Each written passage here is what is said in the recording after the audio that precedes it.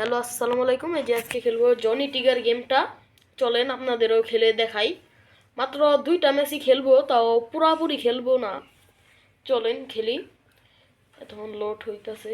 এই যে জনি টিগার, আমরা 5টা বা 6টা এমও পাই। এমও দেখি কয়টা পাই। 6টা এমও পাই না, 6টাই, হ্যাঁ 6টাই এমও পাই। এই যে হেডশট মারা পারতাছি না একটাও। পয়েন্টটা নিয়ে নিলাম। জনি টিগার গেম, এটা হেডশট, এটাও হেডশট।